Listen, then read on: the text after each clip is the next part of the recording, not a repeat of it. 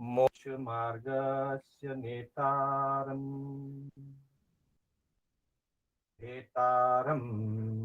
कर्मभूभृता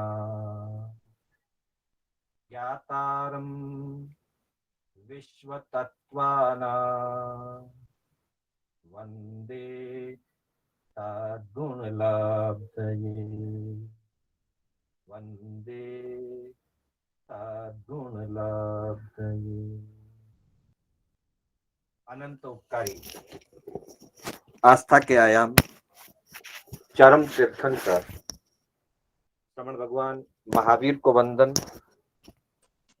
प्रभु की परंपरा में विचरण करने वाले समस्त चारित्र आत्माओं को वंदन।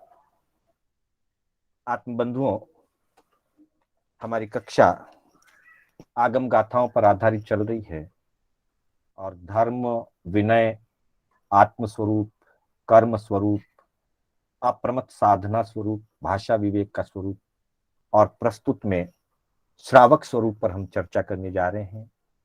श्रावक स्वरूप के संदर्भ में हमने पूर्व में 4 गाथाएं ली। पहली गाथा अरिहंतो महदेव की, जिस गाथा में सम्यक दर्शन के स्वरूप को समझा और सम्यक्त्व को धारण करने की प्रतिज्ञा की चर्चा हमने की कि यह सम्यक्त्व है कि अरिहंत मेरे देव हैं, सुसाधु गुरु हैं और केवलियों द्वारा परूपित तत्व धर्म है। यही सम्यक्त्व है, इसको मैं धारण करता हूं। दूसरी गाथा में निर्ग्रंथ प्रवचन को जानने का, अर्थात पहली गाथा दर्शन से संबंधित और दूसरी जो गाथा हमने की वो ज्ञान से संबंधित, कि श्रावक भी निर्ग्रंथ प्रवचन का विशेषज्ञ होता है, तत्वों का ज्ञाता होता है। इसकी चर्चा हमने दूसरी गाथा में की थी, पालित श्रावक के उदाहरण के माध्यम से। इसी तरह से तीसरी गाथा में चारित्र संबंधी चर्चा हुई कि जब हमने श्रद्धा को प्राप्त किया और हमने तत्व ज्ञान को प्राप्त किया, निर्ग्रंथ प्रवचन में हम विशेषज्ञ बने, तो हमारा जीवन समतामय हो जाना चाहिए, हमारा जीवन पाप के त्याग वाला होना चाहिए। तो पाप की वृत्ति के त्याग की चर्चा हमने सामा ई यम्मी ऊ कहे समणो इव सावओ हवई जम्हा, अर्थात श्रामायिक की आराधना करता हुआ श्रावक भी श्रमण जैसा हो जाता है, साधु जैसा हो जाता है। इसलिए बहुत बहुत सामायिक करनी चाहिए, बार बार सामायिक की आराधना करनी चाहिए, इसकी चर्चा हमने की। और उसके बाद श्रावक के जो व्यवहार है, श्रावक का जो स्वभाव है, उसको 2 अपेक्षा से, कि चत्तारी श्रमणो वासगा पन्नत्ता, 4 प्रकार के श्रमणोपासक कहे गए हैं। स्वभाव की अपेक्षा से जो गुरु भगवंतों के प्रति हमारा जीवन व्यवहार होता है, उसकी अपेक्षा से 4 प्रकार बताए। माता पिता के समान, भाई के समान, मित्र के समान और सौत के समान। और दूसरी अपेक्षा से हम गुरुजनों से कैसा ज्ञान ग्रहण करते हैं, उनके ज्ञान को हम किस प्रकार अपने अंदर में उतारते हैं, उसकी अपेक्षा से भी 4 प्रकार बताए। दर्पण के समान, ध्वजा के समान, खूंट या खंबे के समान और उसके बाद में खर कंटक के समान।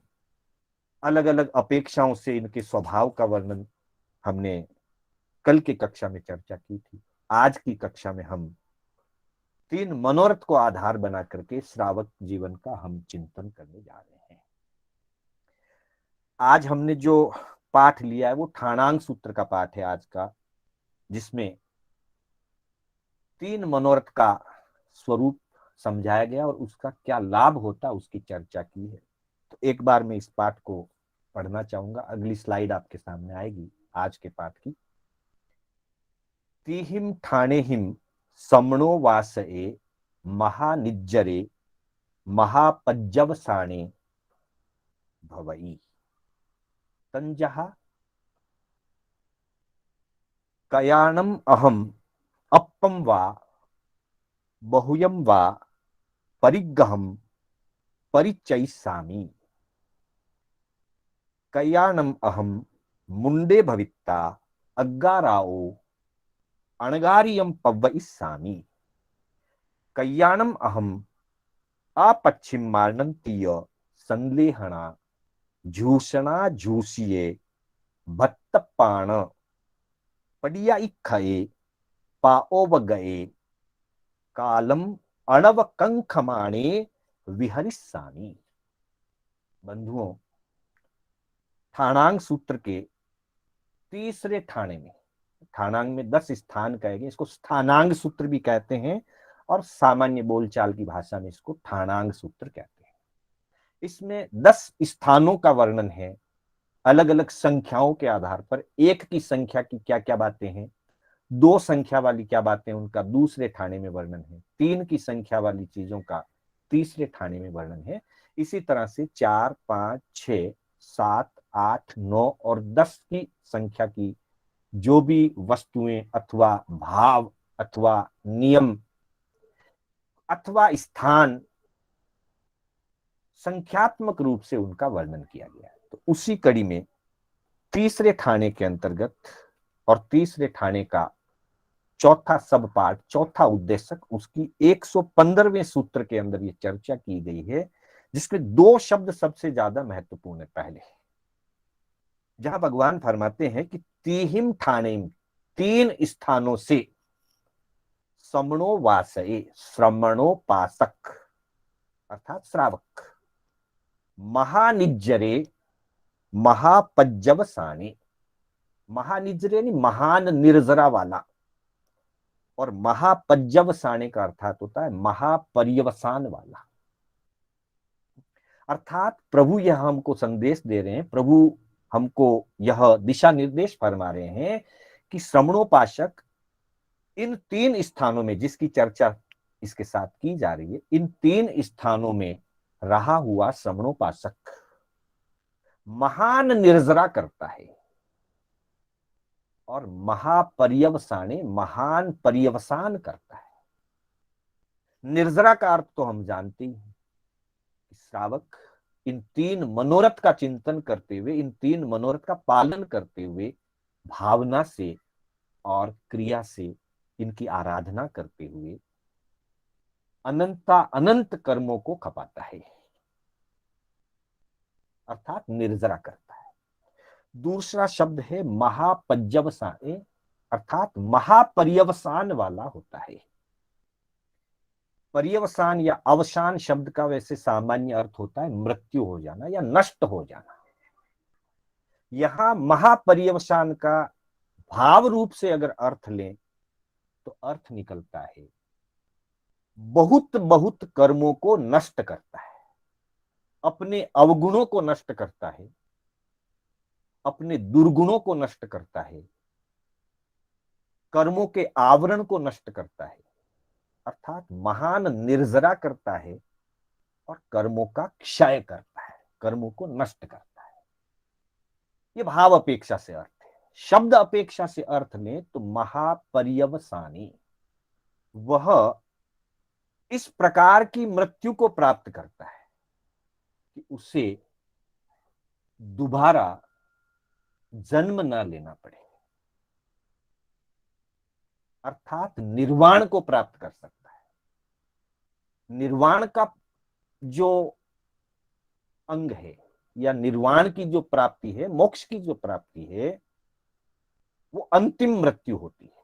इसलिए महापर्यवसाने का एक अर्थ ज्ञानियों ने भाषा की अपेक्षा से अंतिम मृत्यु, अर्थात तीन मनोरथ का चिंतन और तीन मनोरथ का अनुप्रेक्षण करते हुए भाव और क्रिया पूर्वक उसका पालन करता हुआ श्रावक अपने अनंत कर्मों की कोड़ खपाता है, अनंत कर्म खपा देता है, निर्जरा कर लेता है। और उसका फल यह बनता है कि कदाचित वो उसी भाव में अंतिम मृत्यु को प्राप्त करने वाला होता है।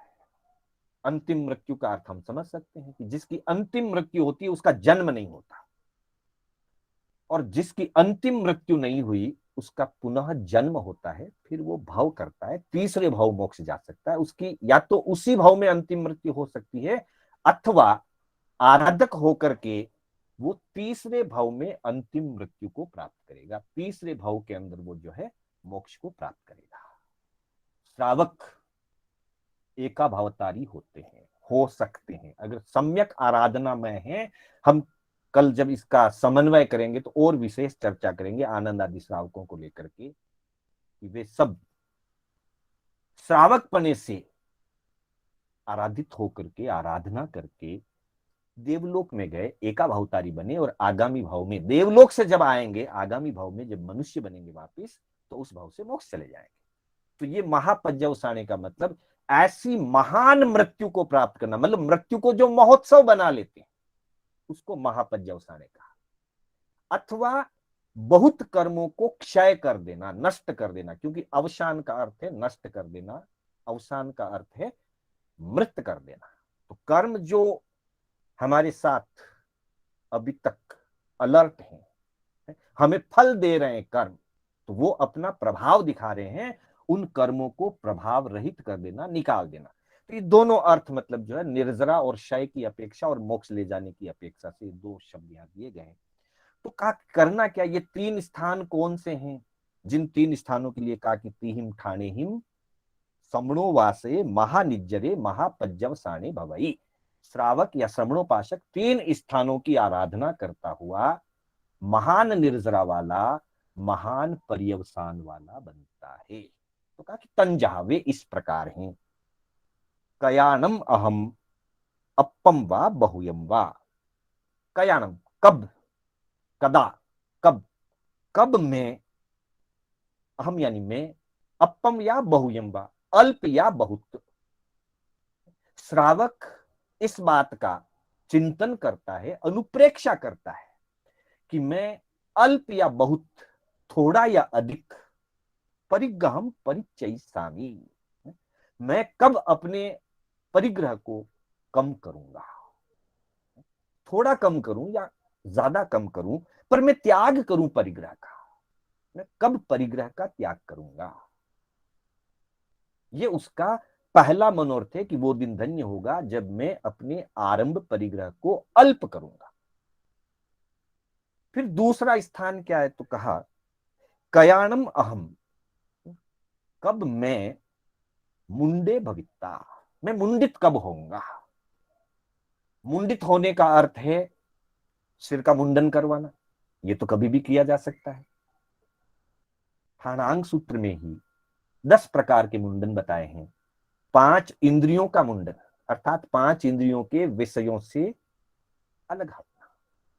4 कषायों का मुंडन, अर्थात क्रोध मान माया लोभ की कषाय की प्रवृत्ति से अलग हो जाना।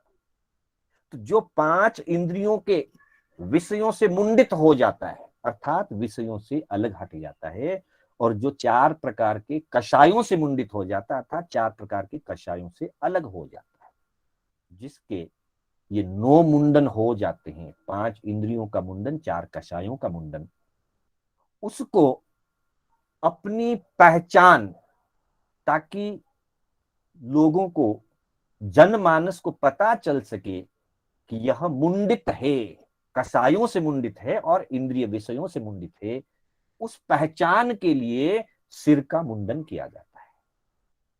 अर्थात सिर का मुंडन 10वां मुंडन है। पहले 5 इंद्रियों का मुंडन, फिर 4 कषायों का मुंडन। जब जब श्रावक अपने परिग्रह को अल्प करता है, पहला मनोरथ जैसे जैसे उसका आगे बढ़ता है, अपने परिग्रह को अल्प करता है, अपने आरंभ को, 6 काय की विराधना को कम करता है, आरंभ और परिग्रह को जब वो कम करता है तो उसके इंद्रिय विषय भी घटने लगते हैं, उसके कषाय भी घटने लगते हैं, क्योंकि कषाय पैदा होने के मूल जो कारण है, वो मूल कारण आरंभ परिग्रह है। आरंभ परिग्रह जब तक रहेगा तो क्रोध मान माया लोभ रहेगा ही, क्योंकि क्रोध मान माया लोभ के बिना परिग्रह को संचित नहीं किया जा सकता, कमाया नहीं जा सकता, बिना लोभ के इकट्ठा नहीं किया जा सकता, तो कषाय रहेंगे। जैसे जैसे वो पहले मनोरथ में आगे बढ़ता है, अपने कषाय को घटाता है, अपने आरंभ और परिग्रह को घटाता है, तो वो 9 मुंडन के लिए तैयारी करता है, इंद्रिय विषयों से और कषायों से अलग हटने की वो तैयारी करता है। जब उसकी तैयारी इतनी हो जाती है बंधुओं, मूलतः पहला मनोरथ ही हमें पुरुषार्थ से गठित करना है। दूसरा मनोरथ अपने आप गठित हो जाएगा। जैसे आज हमने मनोरथ किया और उसकी कुछ पालना की, कुछ आरंभ परिग्रह कम किया, कल फिर यही मनोरथ है, आरंभ परिग्रह कम करूं, परसों फिर यही है, आरंभ परिग्रह अल्प करूं। तो अल्प करते करते करते करते कहां तक अल्प करना है, आरंभ परिग्रह को कहां तक घटाना है, तो कहा कि 0 तक। जब तक आरंभ और परिग्रह हमारे जीवन का 0 नहीं हो जाए, अर्थात हमारे जीवन से आरंभ और परिग्रह पूरा नहीं निकल जाए, वहां तक हम श्रमणोपासक हैं। और श्रमणोपासक होने के नाते हमें मनोरथ का चिंतन करना है। तो मनोरथ के चिंतन का पालन करते करते जिस दिन आरंभ और कषाय या आरंभ और परिग्रह 0 हो जाएगा, उस दिन साधुत्व अपने आप घटित हो जाएगा। जो व्यक्ति आरंभ का त्यागी हो जाए, जो व्यक्ति परिग्रह का त्यागी हो जाए, वो व्यक्ति घर में रहने के लिए उसको कोई कारण नहीं, वो घर में नहीं रहेगा। तब वो सिर का मुंडन करा करके मुंडित हो जाएगा। इसलिए कहा कि कयाणम अहम मुंडे भविता, मैं कब मुंडित होऊंगा, अर्थात पूर्ण रूप से मुंडित कब होऊंगा। और मुंडित होकर के अगाराओ, अगार धर्म से, ग्रस्त धर्म से, श्रावक धर्म से, अणगारियम पव्व इस्सामी, मैं मुनि कब बनूंगा। मतलब मैं रोज अपना आरंभ परिग्रह कम करता जा रहा हूं, कम करता जा रहा हूं, रोज पहले मनोरथ का पालन कर रहा हूं। पालन करते करते भावना कर रहा हूं कि कब 0 हो और कब मैं मुनि बनूं। क्योंकि आरंभ परिग्रह 0 किए बिना, आरंभ और परिग्रह का पूर्ण रूप से त्याग किए बिना मुनित्व प्रकट नहीं होता है, अणघार धर्म की आराधना नहीं होती है। इसलिए पहला मनोरथ पालन करते करते, पहले मनोरथ की पूर्णता ही दूसरे मनोरथ का प्रारंभ है। जिस दिन पहला मनोरथ पूर्ण रूपेण सिद्ध हो जाएगा, आरंभ परिग्रह घट जाएगा, खत्म हो जाएगा, 0 हो जाएगा, उस दिन दूसरा मनोरथ अपने आप फलित हो जाएगा। इसलिए दूसरा मनोरथ है कि मैं मुनि कब बनूंगा, अणघार कब बनूंगा। अग्गाराओ अणगारियम पव इस्सामी, मैं अगार से, ग्रस्त धर्म से, श्रावक धर्म से ऊपर उठ करके साधु धर्म में कब प्रवज्य अंगीकार करूंगा, कब दीक्षा अंगीकार करूंगा, इसका रोज चिंतन किया। फिर तीसरा कहा, तीसरा स्थान कौन सा है, तो कहा कि तीसरा स्थान है कयाणम अहम, मैं कब अपच्छिम मारणंती, अब मेरा पीछे कुछ करना शेष नहीं रहा, जितना करना था मैंने कर लिया। जो साधना में कर सकता था, अथवा मेरा शरीर साधना के लिए जितना उपयोगी था, जब तक ये उपयोगी था मैंने इसका उपयोग कर लिया। अब मेरा शरीर साधना के लिए सहयोगी नहीं रहा। अब मेरे शरीर में वो धैर्य, वो धृति, वो श्रद्धा, वो बल नहीं रहा कि मैं अब धर्म आराधना और आगे कर सकूं। वैसी स्थिति जब होती है उसको अपच्छिम, अब पीछे में कुछ कर नहीं सकता और आगे में कुछ कर नहीं पाऊंगा, तब मारणांतीय, मरण जब अंतिम में नजदीक दिखाई दिए, मारणांतिक अवस्था आ जाए कि अब अंतिम अवस्था आ गई, अब मरण होने ही वाला है, मृत्यु एकदम सामने आ चुकी है, तब यह संलेखना जूसना जूसिए, तब संलेखना संथारा किया जाता है। अर्थात कषायों को और शरीर को, पहले बात हुई थी कि परिग्रह का त्याग, कषाय का त्याग, शरीर भी सबसे बड़ा परिग्रह है। बाह्य परिग्रह तो छोड़ करके आ गया, दीक्षा जब ली बाह्य परिग्रह छूट गया, लेकिन शरीर और अंदर में कषाय, वो आभ्यंतर परिग्रह अभी भी साथ में है। दीक्षा लेते हुए पहले बाह्य परिग्रह से मुक्त हुआ जाता है, फिर संयम की आराधना और साधना करते करते भावों से उस परिग्रह को निकाल दिया जाता है।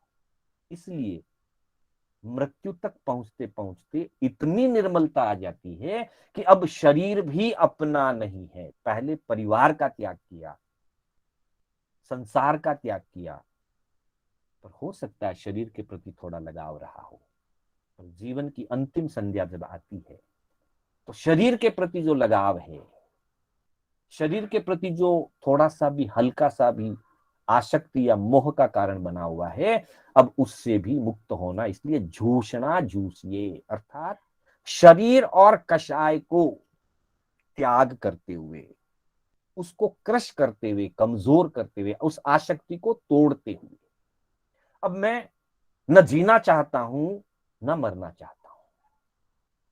संथारे का यही मतलब है, जीने की इच्छा नहीं है और मृत्यु की कामना नहीं है, बस समाधिस्थ हो गया हूं, पूर्ण रूप से अब जो है ज्ञाता दृष्टा अवस्था में आ गया हूं। अब मैं अपने आप में हूं, जो चल रहा है वो चल रहा है, जो भी चल रहा है मुझे उसमें कोई प्रकार का न जुड़ाव है, न लगाव है, न दुराव है, न राग है, न द्वेष है, न अच्छा लग रहा है न खराब लग रहा है। इतना ऊपर उठ जाना, उसका नाम संथारा है। इसलिए कहा कि संलेहना जूसना जूसिए, संलेखना की आराधना करते हुए मैं अपने शरीर की आसक्ति को तोड़ दूं और अपनी कषायों को खत्म कर दूं, ऐसा पादोपगमन संथारा अथवा इंगिनी मरण अथवा भक्त प्रत्याख्यान, संथारे के मुख्य रूप से तीन प्रकार बताए गए हैं। आहार पानी का त्याग करके संथारा लिया जाता है, सेवा आदि खुली रहती है, कोई सेवा आदि का भी त्याग कर दे, अथवा करवट बदलने का भी त्याग कर दे, जिसमें हलन चलन कुछ भी ना रखे, उसको पादपोपगमन संथारा या पादोपगमन संथारा कहते हैं। ये चौथे आर्य में संभव है, पांचवें आर्य में पादोपगमन संथारा संभव नहीं है। तो पांचवें आर्य में 4 आहार, शरीर की आसक्ति और 18 पाप का त्याग करके जो अंतिम संलेखना या अंतिम आराधना की जाती है वो संलेखना है। पर कहा कि कालम अणवकंखमाणे, मैंने संथारा स्वीकार कर लिया है, लेकिन मैं मृत्यु की कोई कामना नहीं कर रहा हूं, मृत्यु की कोई चाहना नहीं कर रहा हूं, चाहे कितनी भी वेदना हो, अधिक वेदना होने पर भी जल्दी मृत्यु आ जाए ऐसा नहीं सोचना है, और सातापूर्वक संथारा चल रहा है तो खूब लंबा संथारा चले ऐसा भी नहीं सोचना है। काल की कोई भी अपेक्षा न रखते हुए अनवकंख माने विहरिस्वामी, मैं इस प्रकार से संलेखना संथारा में विचरण करूंगा, अपना आत्मरमण करूंगा। तो अर्थात पहला मनोरथ है कि मैं अपने आरंभ और परिग्रह को कम करता जाऊं, रोज घटाता जाऊं, और घटाते घटाते घटाते घटाते जब वो 0 पर पहुंच जाए, तब दूसरा मनोरथ फलित हो जाएगा, मैं साधु बन जाऊं और साधना करते करते, संयम आराधना करते करते मैं इतना स्वभाव में चला जाऊं कि मेरे लिए जीवन और मृत्यु इन दोनों में कोई फर्क नहीं रह जाए। तब अंतिम अवस्था जब सामने आ जाए तो समाधि मरण को स्वीकार करके मैं शांति पूर्वक इस जीवन को विदा दे सकूं, इस जीवन से विदा हो सकूं। और इसमें एक सिंपल सी बात है कि इच्छाएं बाकी रह जाए, कामनाएं बाकी रह जाए और मृत्यु आ जाए, वो बाल मरण है, अज्ञान मरण है। ध्यान दीजिएगा, इच्छाएं और कामनाएं बाकी रह जाए, लगाव बाकी रह जाए और मृत्यु आ जाए, वो बाल मरण है। मृत्यु आने से पहले सब इच्छाओं से व्यक्ति मुक्त हो जाए, सब बंधनों से व्यक्ति मुक्त हो जाए, सब रिश्तों से, सब आसक्ति से, सब प्रकार के संबंधों से, मोह से, पाप से, आहार से व्यक्ति मुक्त हो जाए, और उसके बाद मृत्यु आए, वो पंडित मरण है। बस इतना ही अंतर है। चाहना बाकी रह गई और मृत्यु आ गई, अज्ञान मरण है, बाल मरण है। चाहना मिट गई, उसके बाद मृत्यु कभी भी आवे, आज आ जाए, 4 दिन के बाद आ जाए, जब आनी आए, मैंने अपनी चाहनाओं का त्याग कर दिया है, मैं अपनी इच्छाओं से ऊपर उठ गया हूं, मैं अपने सभी संबंधों से मुक्त हो गया हूं, बाह्य और आभ्यंतर दोनों परिग्रह से मुक्त हो गया हूं। अब मृत्यु को जब आना है तब आए, मुझे न इंतजार है, न चाहना है, न उतावल है और न देरी है। इतना सहज होकर के फिर जब मृत्यु आए तो वो समाधि मरण। इन तीनों को मनोरथ कहा गया है। मनोरथ का मतलब होता है मन का रथ। जैसे मनोयोग मन का योग, वैसे ही मनोरथ यानी मन का रथ। हमारा मन का जो रथ है वो कहां दौड़ रहा है। रथ का मतलब है गति करना, रथ यात्रा करता है, रथ मार्ग पर चलता है और अपनी मंजिल पर ले जाता है। तो संसार के भी हमारे बहुत सारे मनोरथ हैं। ये मोक्ष का मनोरथ है जो हमें महानिर्जरा और महापर्यवसान कराता हुआ मोक्ष रूपी मंजिल तक ले जाएगा। हमारा मन का रथ इस दिशा में अगर चलने लगे, इस सम्यक दिशा में, आरंभ परिग्रह को त्याग करने की दिशा में चलने लगे, साधुता का पालन करने की दिशा में चलने लगे और अंतिम समय आने पर समाधि मरण की दिशा में चलने लगे, तो यह रथ हमको मोक्ष मंजिल तक पहुंचाएगा। इसलिए इसको मनोरथ कहा गया है। संस्कृत का शब्द है मनः रथ। संधि जब होती है तो विसर्ग उड़ करके विसर्ग की जगह ओ बनता है और तब मनः रथ या मनस्य रथः इति मनोरथः, मन का जो रथ है उसको मनोरथ कहते हैं। तो हम अपने मन रूपी रथ को या मन के रथ को सम्यक मार्ग पर ले जाएं। दिशा अगर सही है धीरे भी चलेंगे मंजिल पर पहुंचे, और दिशा अगर सही नहीं है तो कितना भी रथ दौड़ा लें मंजिल मिलने वाली नहीं है। तो यहाँ मंजिल की बात हो रही है महानिज्जरे महापर्यवसाने।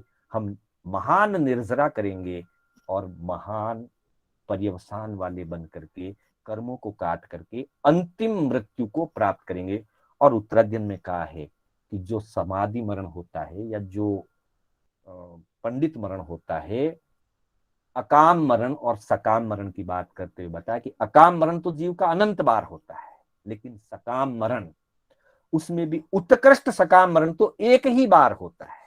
तो हम भी उस एक मरण को प्राप्त करें जिस मरण से सिर्फ मोक्ष की प्राप्ति होती है। इन्हीं भावों के साथ मैं अपने शब्दों को विराम देना चाहूंगा। मेरे बोलने में कोई स्खलना हुई हो अथवा जिनाज्ञा विपरीत कथन हुआ हो तो उसके लिए बारंबार मिच्छामि दुक्कडम।